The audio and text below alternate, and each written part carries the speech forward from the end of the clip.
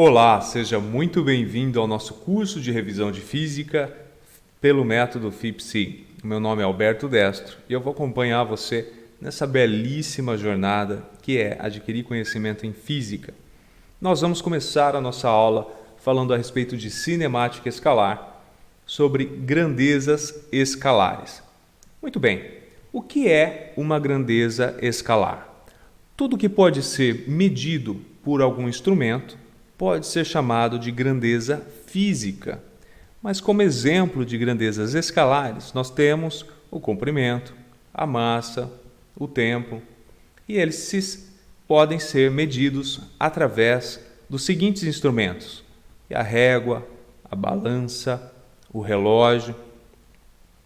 Então, quando a medida, ou seja, quando um número é acompanhado de uma unidade, nós temos a chamada intensidade da grandeza. Dá uma olhada nesse modelinho aqui. Nós temos aqui algum instrumento de medida que é fracionado de forma equidistante e cada parte chama-se U. Se eu vou medir a intensidade de algo, como por exemplo essa seta tem qual medida? São 5 partes. 1, 2, 3, 4, 5 partes, onde cada parte leva o nome de U. Então, a intensidade L vale 5U. Nós poderíamos atribuir a isso aqui, a esse modelo, um comprimento, por exemplo. Comprimento de uma caneta, comprimento de uma borracha, que vale 5 partes de um pedacinho. Vamos pegar uma borracha, por exemplo. Uma borracha que vale 5 partes e cada parte vale 1 centímetro, ou seja, a intensidade, o tamanho da borracha seria 5 centímetros, por exemplo. Uma grandeza escalar varia apenas conforme a sua intensidade. Agora, como que nós fazemos a notação de uma grandeza? A representação ou a notação de uma grandeza escalar é feita através do seguinte rigor: utiliza-se uma letra grega ou latina que pode ser maiúscula ou minúscula. Por exemplo, se dizemos que a massa de um determinado corpo é 5 kg, nós devemos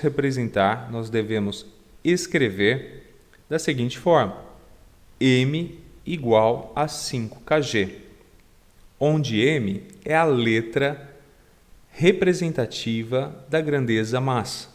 O 5 é o valor numérico, é a medida, e o kg é o símbolo escolhido para representar o quilograma. Então, quando dizemos que um corpo tem 5 kg, representamos M igual a 5 kg. Tranquilo, não é? Então, vamos exercitar um pouco. Assinale a alternativa que contém apenas grandezas escalares: aceleração, velocidade, força, impulso, empuxo, trabalho. Bom, aqui dentro nós temos outras grandezas, grandezas que não são escalares, grandezas que precisam de mais informações a não ser o seu valor numérico e a sua unidade. Nós podemos exemplificar com a força. Vai ser bastante intuitivo compreender isso sem solicitar muitos conhecimentos. Quando você aplica força sobre um objeto, você pode tanto empurrá-lo quanto puxá-lo. Se você empurra, você tem um resultado. Se você puxa, você tem outro. Se você quer afastar algo de você, você empurra. Se você quer trazer para perto de você, você puxa. Então, essa força pode ser aplicada com uma determinada intensidade. Porém, ela possui ainda resultados diferentes. É diferente da massa, por exemplo. Quando você fala a respeito da massa de um objeto, você não pergunta para que lado que essa massa é. É simples compreender desse jeito. Então, aqui existem algumas grandezas que não são escalares, que são as chamadas vetoriais, e nós vamos ver mais adiante.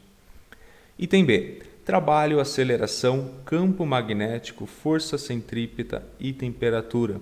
Mesmo que você não conheça mais nada, aqui existe a palavrinha força que eu acabei de explicar novamente. Então, se existe força ali, também não é. Existem outras, mas eu não vou mencionar agora. No item C, a gente fala sobre momento linear, campo magnético, campo elétrico e força. Bom, também apareceu força de novo, ficou fácil, nós vamos ver outras. Item D, quantidade de movimento, campo magnético, energia e tempo. Poxa, Alberto, aqui não tem nenhuma que fala sobre força. E agora, o que faz? Agora você precisa ter conhecimento mais específico para poder responder essa alternativa. Porém, se a gente ler a alternativa E, nós temos energia, massa, volume, temperatura e pressão. Uma das grandes dicas que eu posso te dar para identificar se uma grandeza é escalar ou não é se ela precisa de mais informações a não ser exclusivamente a sua medida e sua unidade. Quando a gente fala de energia, a gente não pergunta para que lado que está essa energia. Energia é um conceito de grandeza escalar. Quando a gente fala de massa de um corpo, a gente não precisa perguntar para que lado que está a massa desse corpo, né? Para que lado que ela está apontando. Por exemplo, se eu falo que eu tenho 80 kg de massa, não precisa perguntar para onde. A própria massa do corpo já é o que está sendo visível naquele momento. Quando a gente fala de volume, dentro de um copo, por exemplo, cabem 250 ml de água. Você não precisa perguntar para que lado que é esse volume. Tá? Não faz sentido esse tipo de coisa. Ou se você entra em uma sala e a pessoa te fala que essa sala está a 23 graus Celsius. Você não precisa perguntar também para que lado que é esses 23 graus Celsius. Tá? E a outra é pressão. Se você está na praia, nível do mar, ali existe uma pressão diferente de uma pressão da montanha. Você também não precisa perguntar para que lado que essa pressão está sendo exercida, porque ela está sendo exercida por todos os lados. Tá? Quando a gente fala de outras grandezas que não são escalares, ou seja, a grandeza vetorial, a grandeza vetorial ela precisa de uma informação a mais, como por exemplo, o para que lado que é. Tá? Não vou entrar em detalhes agora, mas, por exemplo, além da força, a gente pode falar da velocidade. Se um carro está a 50 km por hora, você não consegue compreender totalmente a situação daquele carro, porque falta ainda dizer para que lado que ele está indo. Está a 50 km por hora no sentido norte. Está compreendendo?